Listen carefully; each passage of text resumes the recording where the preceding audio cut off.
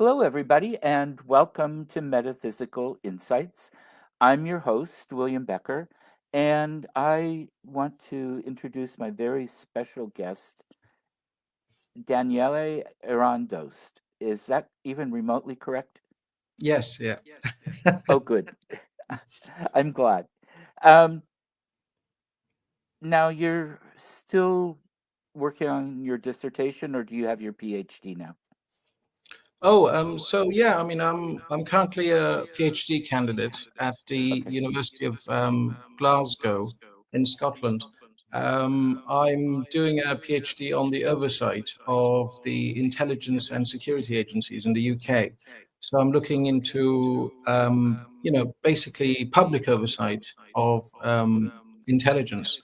So in other words, how citizens, the ordinary citizen, the media, civil society, and social movements try and oversee or hold the intelligence agencies to account. So, this could be through protests or, you know, exposing scandals and so forth. And what I'm doing is comparing public oversight in the UK with those that have happened in a few case studies in Africa. So I'm looking into three countries: South Africa, Botswana, and Zimbabwe. Yeah, I mean, I've been studying the whole field of intelligence studies for the past 10 years, and I've written two books on Right. espionage and spycraft. Um, and I've also written a book on education, on the philosophy of education. Um, yeah, so I mean, the whole thing started at Aberystwyth University, where I was doing my bachelor's degree and my master's degree in intelligence studies. And I moved back to London in 2018 to to do some supply teaching and do my second master's in the philosophy of education. So, yeah, and I, I, I began my PhD actually at King's College London during the COVID-19 pandemic, but because of financial problems and Right. sort of moving to Scotland from London, I had to sort of cancel that, so withdraw from that course and start a new one. But the good thing is I'm being given a scholarship, so Fabulous. That helps so much. yeah. Um, I'm really glad. I was last in London in 2018, and it was not a very affordable city anymore. My first time there was 1984, and it was cheaper than where I'm from, or much more affordable anyway. But those days are gone. Yeah, I mean Uh, it's just not possible living there anymore. So yeah. Well, what got you started in um, this particular field? What was the motivating factor? I mean, nowadays I suppose I'm sort of ashamed of saying that it was because of Hollywood and video games, but that was the basic reason. So I was into James Bond and Jason Bourne and those sorts of films. So Right. when I moved to the UK, I'm originally from Iran and Romania, so I'm sort of ethnically mixed. So I I thought moved to with the your UK name. in 2010. Okay. And yeah, so when I had to decide what to do for university, I decided that intelligence studies was sort of what I wanted to do. I wanted to join the intelligence agencies. Okay. So I'm not a spy, and I wouldn't want to work for any. After after studying this whole thing for this long, I've Hmm. sort of realized that the work that the intelligence agencies do isn't ethically right, and I wouldn't want to do anything to do with that. So Right. So you're looking more at helping to teach and present the reality of what's going on, and exactly, yeah. not how to get people involved in being part of the agencies. Yeah. So, I mean, that's one of the reasons why I'm doing this PhD course on Hmm. oversight, how the public can, hold these agencies to account. And yeah, I mean, you know, nowadays, you have to sort of be careful, be careful of surveillance and how, these agencies try and, hold the people to sort of control their thoughts and minds and Hmm. basically crush dissent. So, what I'm trying to do is sort of study how people can sort of resist that. Excellent. Very good. Now, how much longer do you have to go before you're um, two wrapped up? years. 2 years. Okay. Very Yeah. good. Yeah. Yeah, I mean, it's a 3-year course, and yeah, I've done 1 year already. So, um, And is classwork the major part of the next year, or is your dissertation a major part of this next year? I think, yeah, I mean, I think there's a difference between how PhDs work in the US and how it works in the UK. I think over here we're basically given 3 years to complete a massive sort of 80,000 word thesis, and that's Okay. all we do really. There aren't these smaller coursework or assignments. So yeah. Okay, so you work with tutors or advisors and Yeah. do research with some of their direction and work things by with them. Is that how it goes? Yeah, so I've got two supervisors. My primary supervisor is Professor Jane Duncan. Uh-huh.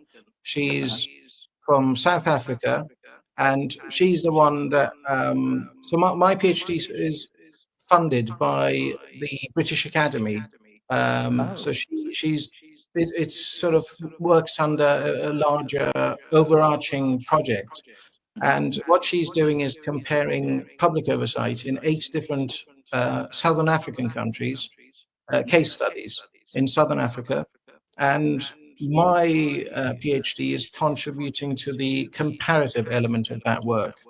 So, Okay. what we're trying to do is see what works best in terms of public oversight Hmm. and whether that applies outside of Southern Africa.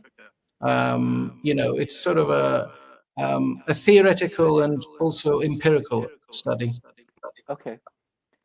This is fascinating. Is there a reason why Southern Africa is the main focus? I mean, other than her work, of course, but yours, is it easier to the West Europe and North America? I could see where it might be more difficult to actually have the information available to study. Mhm. I don't know. No, I think that's a very good point. So, the reason why Southern Africa is such an interesting place to study is because for the past 20 years or so, because of decolonization, Hmm. colonialism, there's a history of public resistance to oppression, you know, Hmm. and because of that, there's this sort of long-term historical trend where the people sort of rise up against the governments. So I'm studying the sort of the colonial, because the intelligence agencies in Southern Africa, some of them were actually um, run by the British intelligence agencies. So there's this sort of Sure. um, colonial connection between these organizations.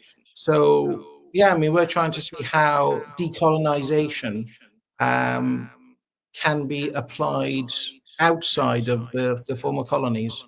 And, I think it's interesting because, decolonization is supposed to be sort of localized, but what we're Right. trying to do is expand it a bit more.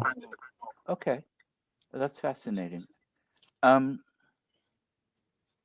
how much do you have out or that you would like to talk about without um, revealing more than you should at this point in the process, or about your books without um, giving giving away the punchline, so to speak, so people can go buy them. And we need, before we're done, to put in a link about how people can go and buy them. Sure. Yeah. Yeah. I mean, my two books on espionage aren't. They're partly related to oversight of intelligence, but I also look into military intelligence. So how intelligence has been used during war. So specifically, the First World War, Hmm. to win wars. Basically, I've also Okay. looked into covert action by the United States, the CIA, especially. Hmm. So my books are sort of general introductions to this whole field, and yeah, I mean they're available on Amazon. My website is danieleirandoost.com, so they're available through there. Okay, Um, let me put this down here. Um, and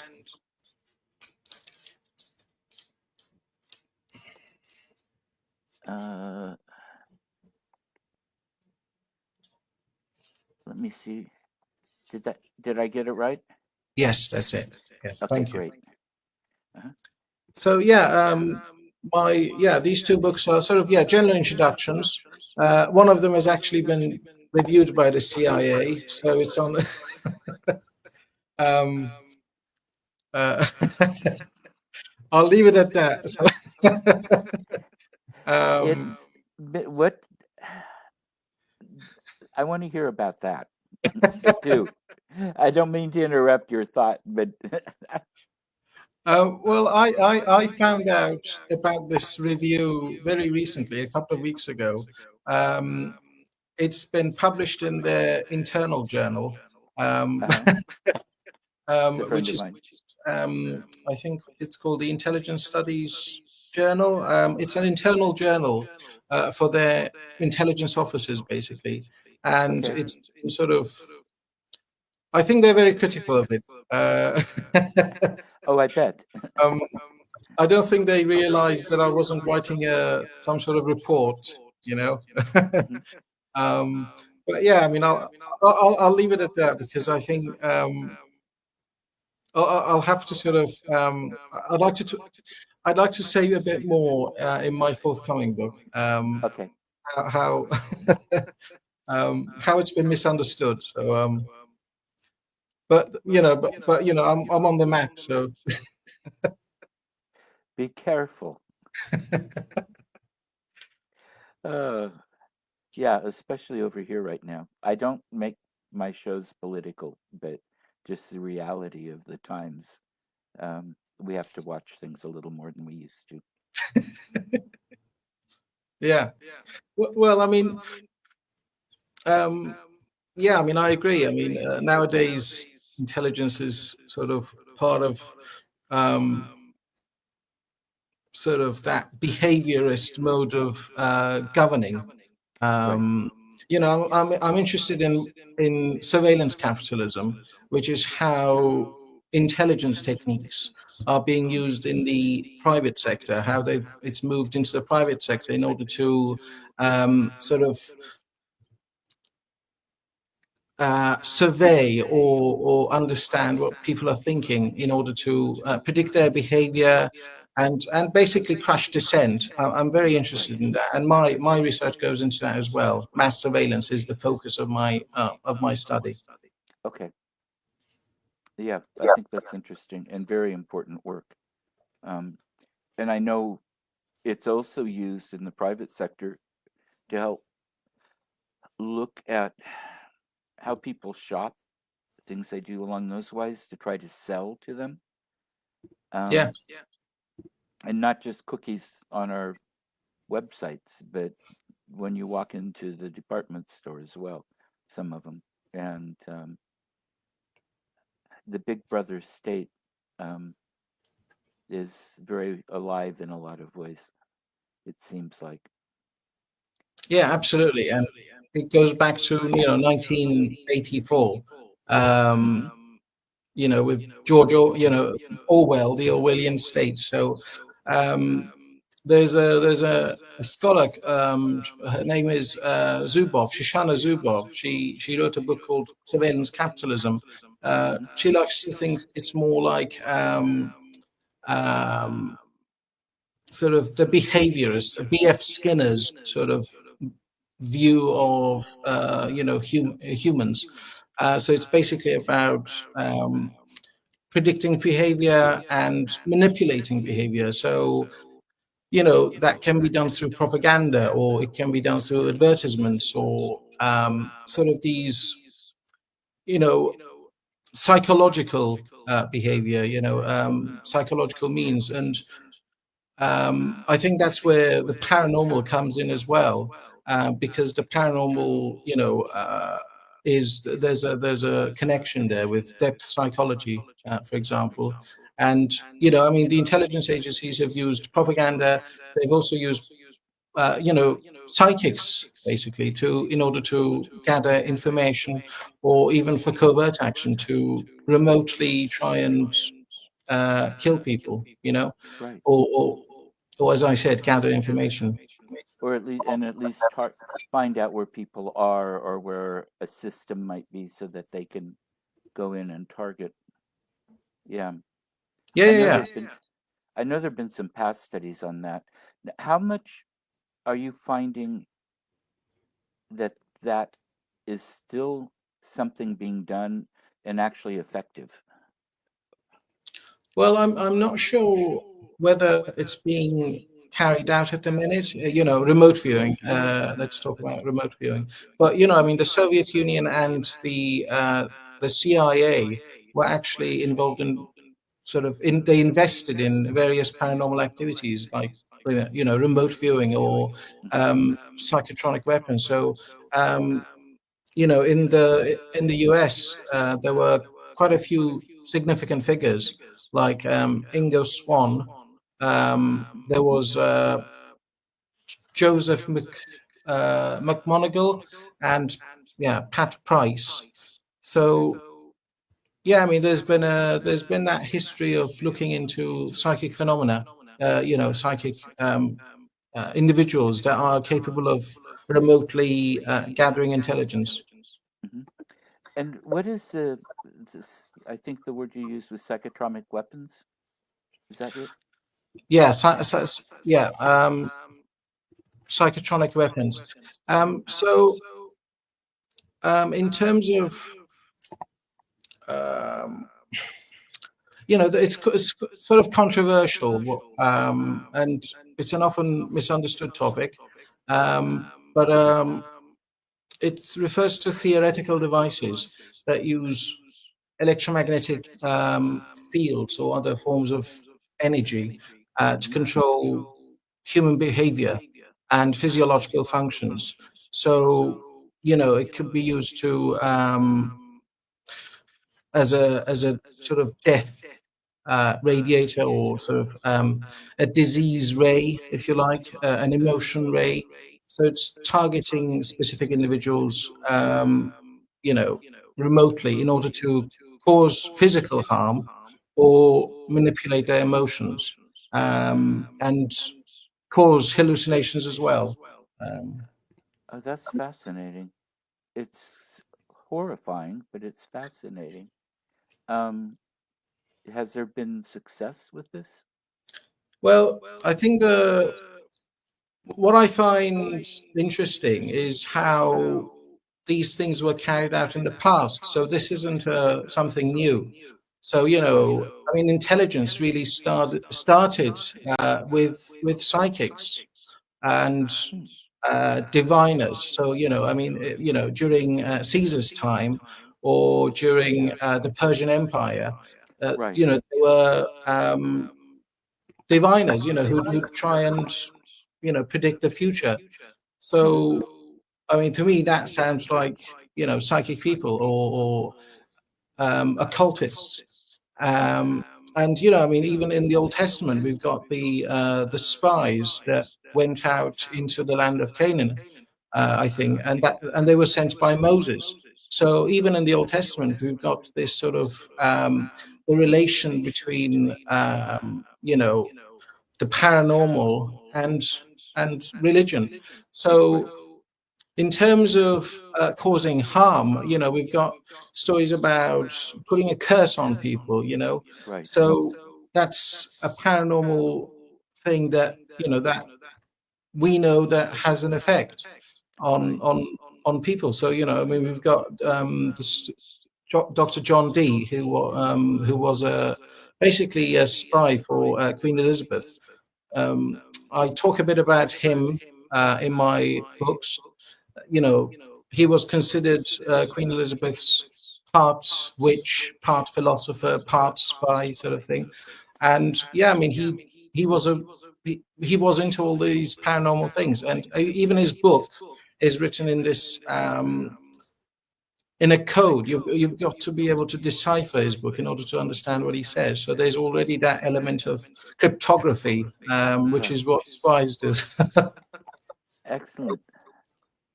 Oh, it's fascinating. Yeah, What a and challenging by the way, I field. mean, Dr. John Dee was the original 007. That was his signature. Oh, really? Yeah. Okay. So. I didn't know that. I love it. Uh, um,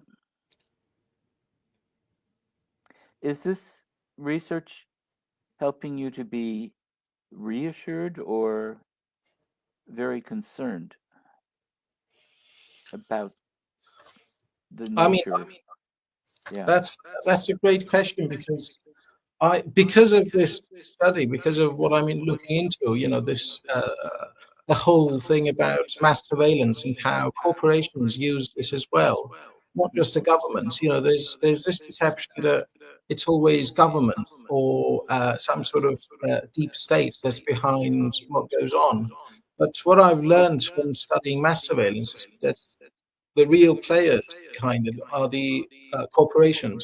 You know, Facebook, Google, Right. Microsoft, and not just them. There are companies that sell surveillance equipment um, and surveillance technology that use AI or facial recognition or gait. In other words, someone's movement, how they walk. There's Right. technology now that detects these things, or their skin.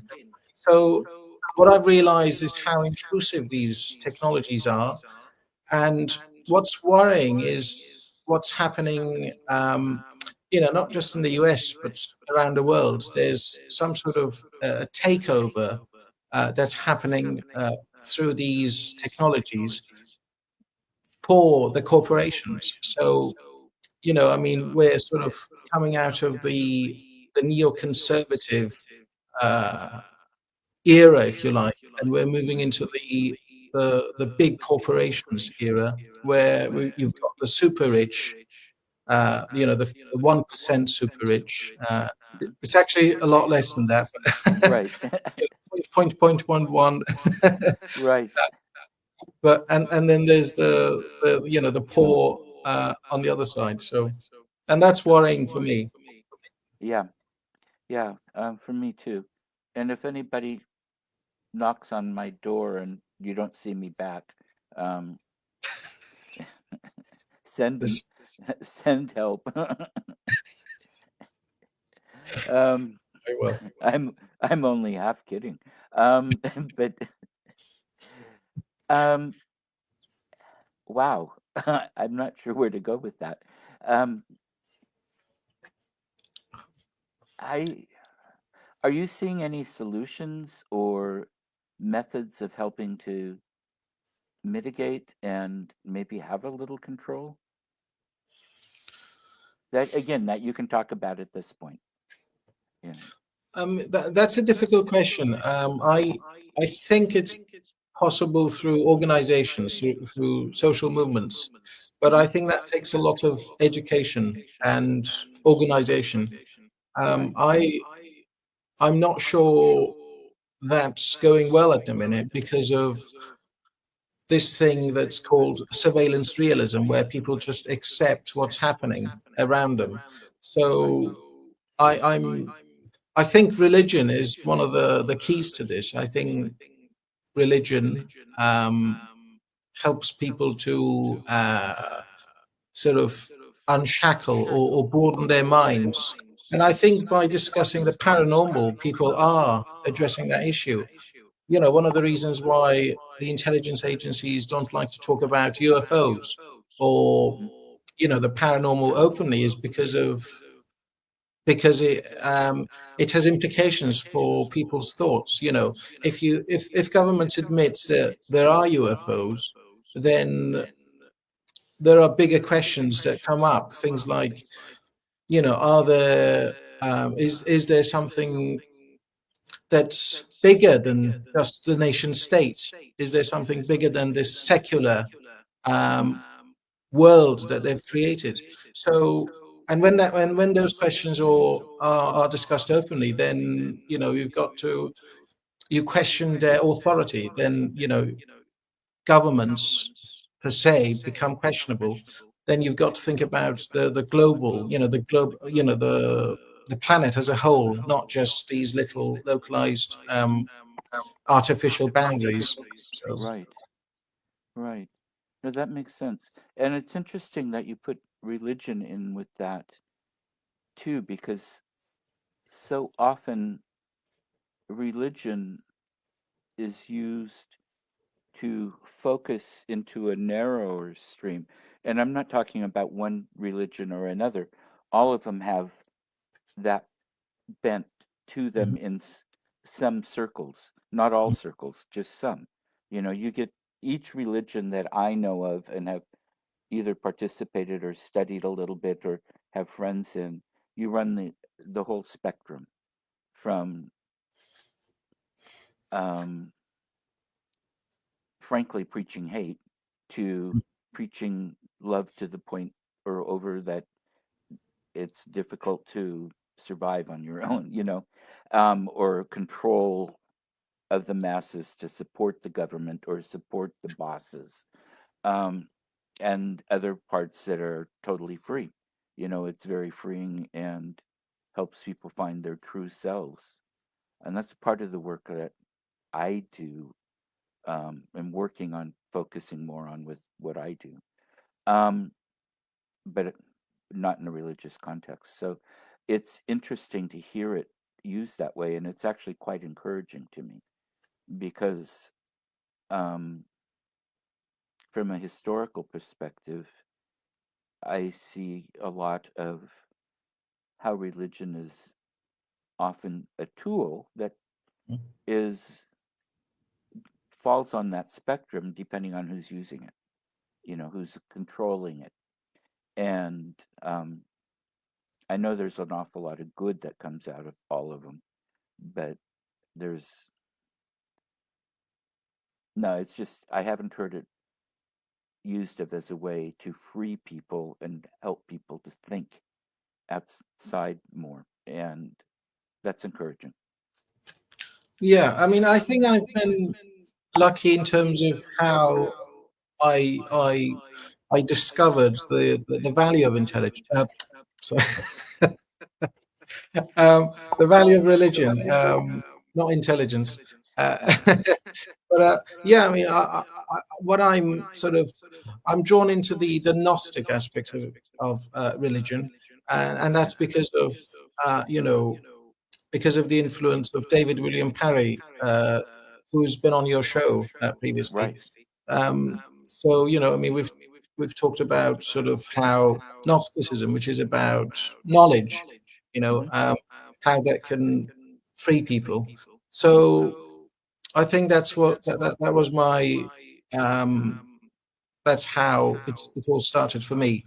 So it's not just the you know the superficial sort of the institution of religion, but Right. really what's behind it. So Right. That makes sense. Um, right. You got a good head start. And from where you were from originally, I mean, religion was certainly a part of life and part of the government's perspective on how things are to be done and not done. Um, And so this is a very different view than what you were under when you were younger. Yeah, I mean, I think you mentioned something else that you know, that's related to what what we're talking about is the comparative aspect. I was yeah, I mean, I was brought up as a Muslim, but when I moved here and I was exposed to Christianity through David William Parry, it's sort of that comparative element of religion sort of led to loads of other things. It's sort of it stopped that narrow dogmatic view. So Right. And I don't know, I mean, how strictly you or your family followed the religions back in Iran, and other places, but because I know a lot of people don't, just like in every country, or every religion. A lot of people don't follow the stricter tenets, but still, just the feel of it around, I think, would make a difference. Um, and I haven't been in a country like that. I've been to Egypt, I've been to Turkey several times, and nothing was forced there, and especially in Turkey. It's got a secular constitution. But even in Egypt,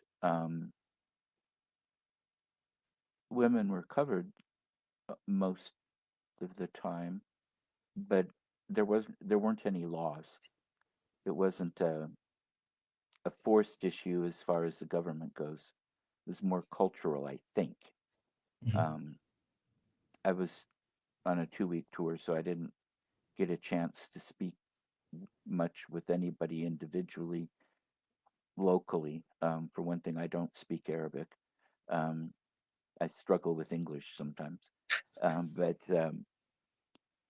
it was fascinating. I mean, just to watch and be part of that, and I felt very comfortable and very much at home, um, especially in Turkey. I mean, it's like another home to me in a lot of ways. But I have to get back there. Um, I have friends over there too, so when I go, I can stay close to them and then visit when they're not working, but for a little bit. But I like to see the comparisons and how things work together, if that makes sense. And part of my fascination with history is how different places in the same time period are doing things that mesh and spread, especially in early days when communication outside the local village was much more difficult than it is now. And watch the spread of ideas and cultures and the effect they have on each other.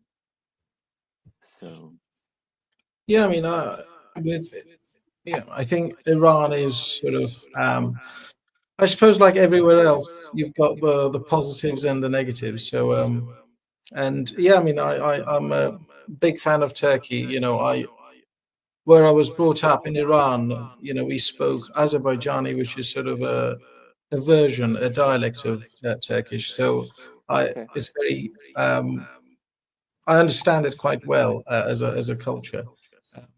very good. Um, and in Iran, I come from southern Azerbaijan. That's what we call it. So, Okay, um, but anyway, yeah, I mean, the multicultural, this sort of interfaith, intercultural, progress is important. Yeah. right. And I find people to be quite accepting all over the world, no matter what religion they are. I mean, there's so many places I haven't been, but um, as long as I'm reasonably respectful, I haven't ever felt disrespected or hated simply because of who I am or who I'm perceived to be. Um, I do downplay a little bit. I'm a visitor. I don't want to be offensive. So I work to learn some of the protocols or rules the best I can. But that's just something you should do when traveling or visiting anyway. Um, Egypt, it was comforting to have people that just sort of did everything to help walk you through customs and walk you through the visa and meet you at the plane where they shouldn't actually be able to get. But, that was just a little bit easier. And because I don't speak languages. But sorry, I'm rambling. The No, no. ADHD goes off track sometimes. um, yeah, I mean, I think, yeah, I mean, languages is one of those things that spies need to be good at, Hmm. um, speaking Russian or Chinese or Arabic or Iranian.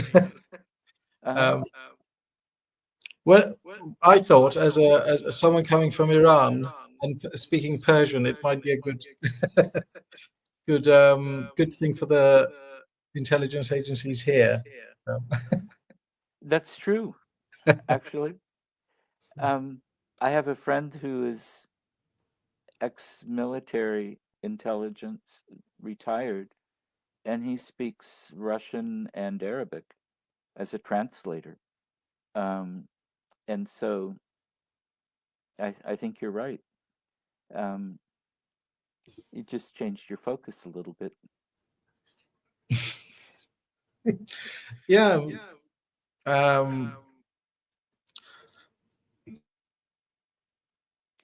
Oh, you're on mute. oh, sorry.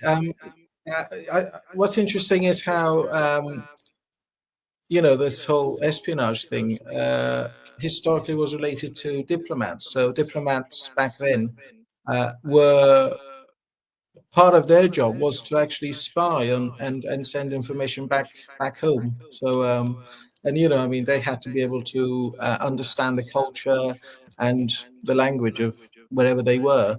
So historically, intelligence was an ad hoc sort of thing where you know, military attaches, or diplomats, as I said, they'd be sent off to different parts of the world.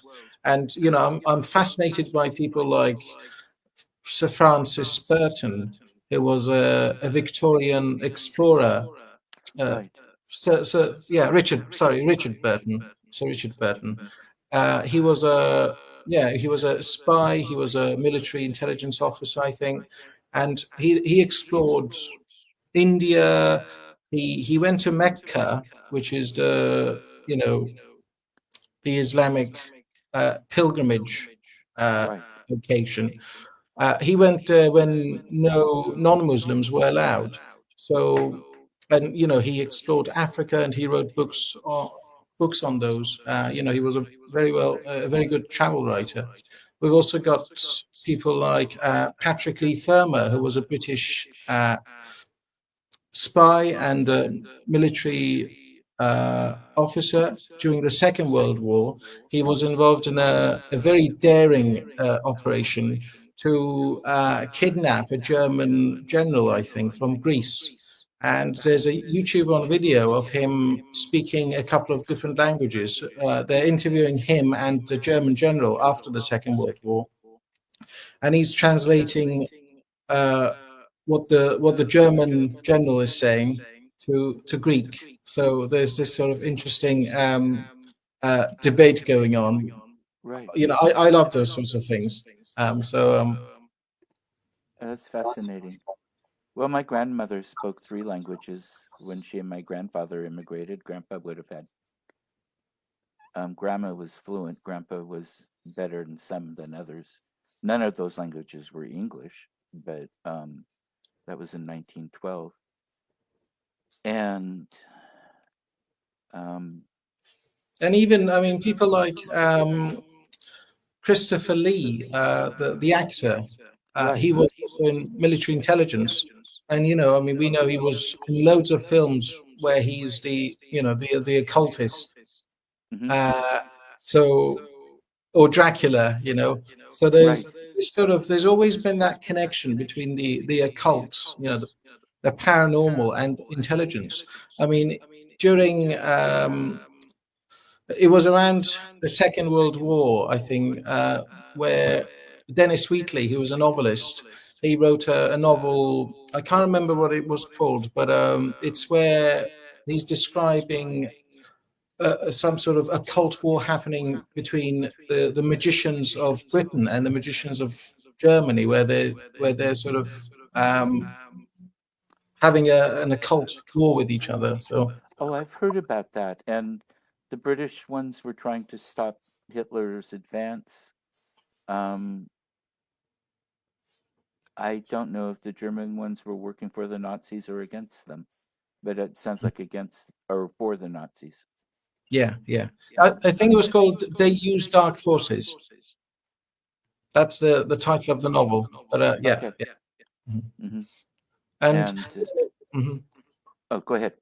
And yeah, I mean, we've got Aleister Crowley, who was also allegedly a spy during the First World War. I think, he moved to the US, and it was alleged that he was spreading disinformation and propaganda to, to out there. So yeah, I mean, and he was he was a very famous, infamous occultist. So Right.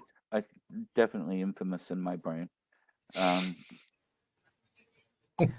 he hurt a lot of people, yeah. and um, and that's one thing people have to really look out for when you're delving into the paranormal is being aware of that and who are you working with and what is their motivation and what do they bring. Hmm. Because again, the tools can be very powerful, but they're a tool that people can use however they want to some degree, not completely, I don't think, but yeah. Yeah, I mean, I think with remote viewing, there's that dark element.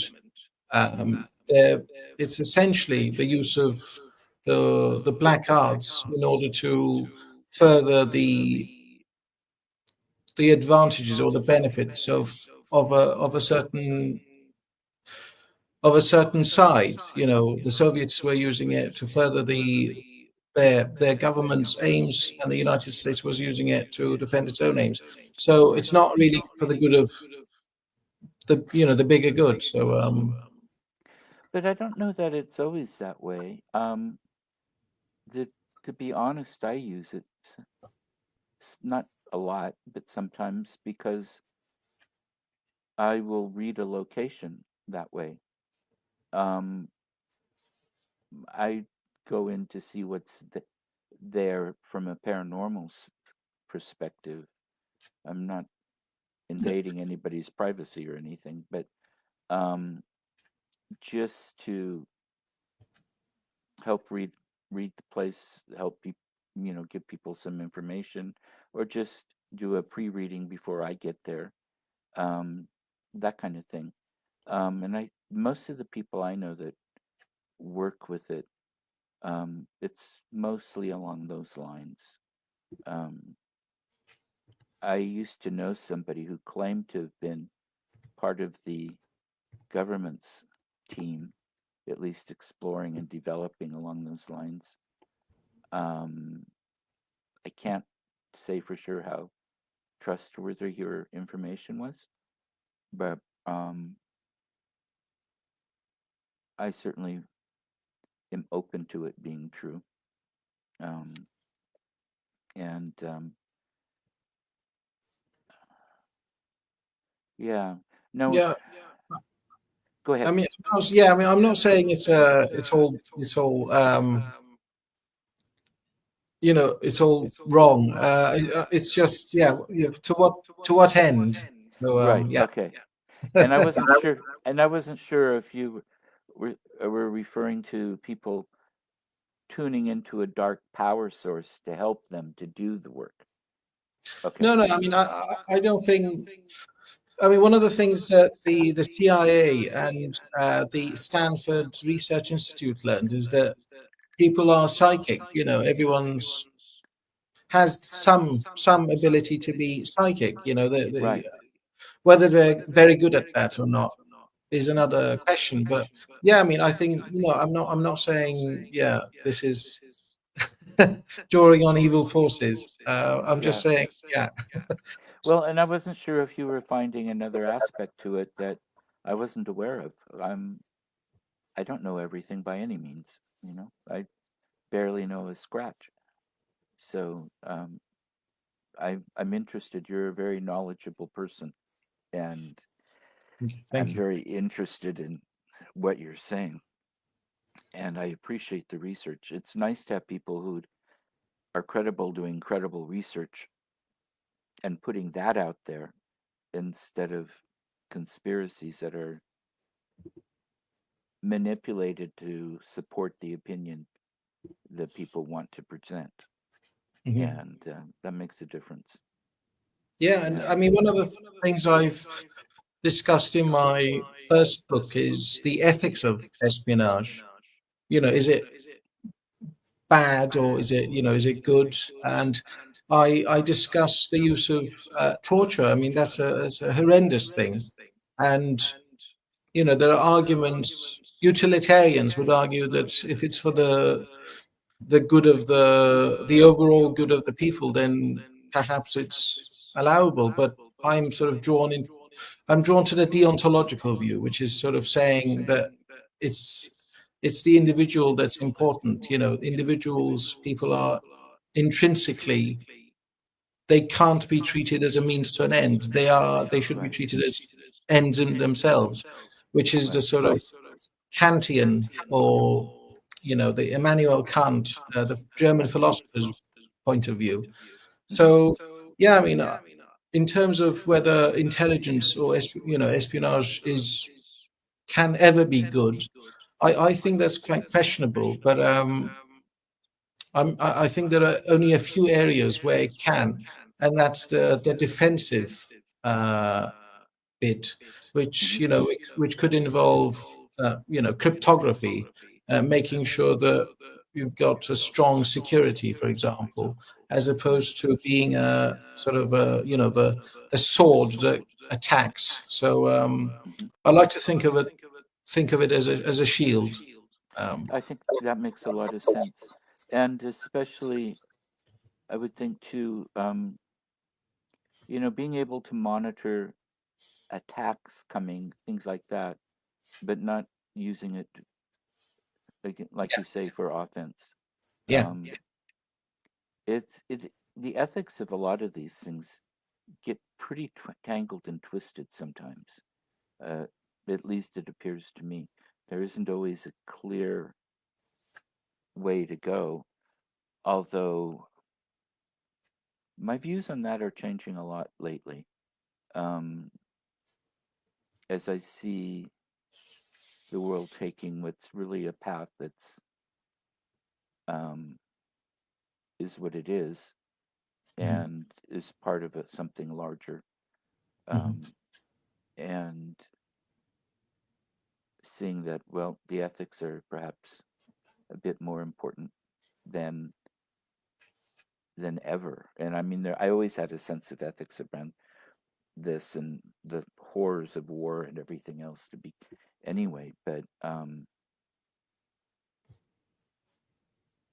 the way things are being twisted and used now, and that which is behind it, I mhm. think is um, very Yeah. troubling. Mhm.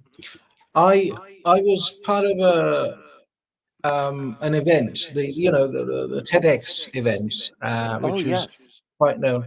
I organized 5 events for TED. They were called TEDx Lambeth, which is a borough. It's a small area in South London.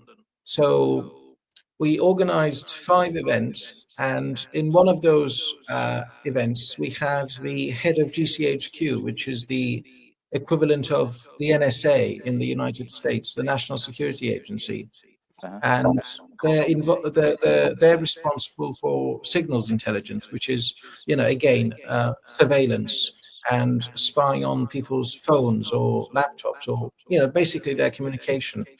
Um, so the head of GCHQ that we had was Sir David Omand. He was interviewed for a news by a news spokesperson, and Okay. he said we've got to trust what the intelligence agencies do. You can't limit their powers through oversight, parliamentary oversight, committees or judicial oversight, judges looking into, signing off surveillance warrants. So he's on the side of the sort of elitist, if you like, view that you've got to let the intelligence agencies do what they do, and they'll be responsible. They'll do it within the law, within the limits of the law. But that statement becomes questionable when you think of the history of what they've done so far. I mean, we had things like MK Ultra in the United States, and that was about brainwashing people, Oh, I didn't know that name for some of it. assassinating you Yeah, know foreign politicians. So right.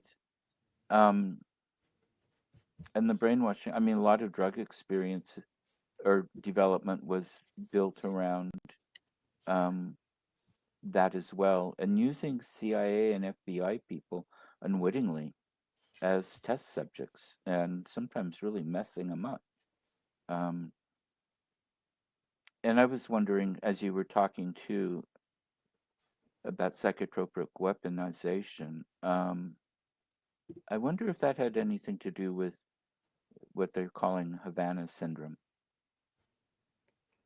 Where oh, do you know about that one? Where uh, the I'm not sure. it started in Havana, where a lot of U.S. embassy staff were getting very seriously ill, head issues, mental health issues, a lot of things. And according to the government and the doctors, nobody was finding out what was wrong, particularly. And they were ruling out so much, and also wanting to deny them full disability and such when they could no longer work.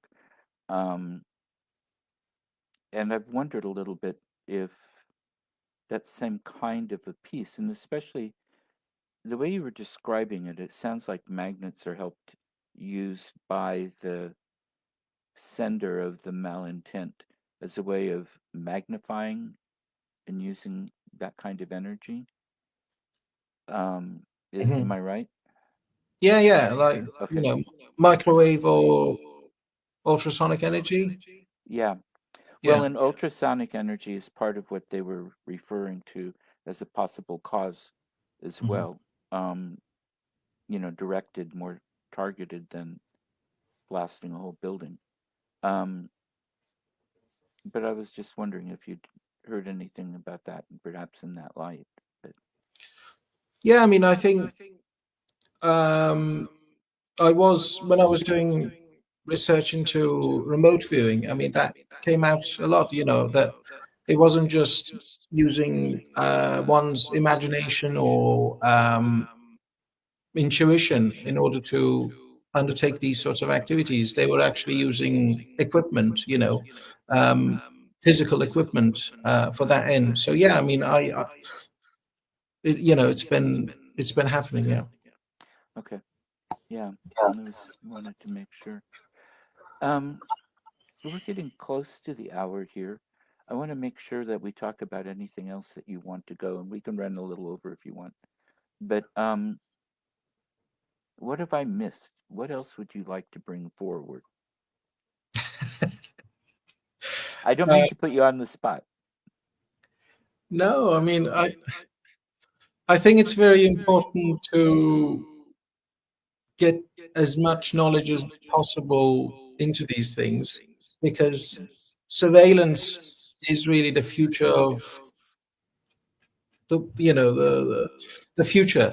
In China, for example, we've got the state having a one of the one of the most horrendous surveillance countries in the world. You know, that they can check people's what they do minute by minute. So yeah, I mean, I think it's very important that people resist surveillance, and this could be done in a number of ways. You know, maybe rely less on technology.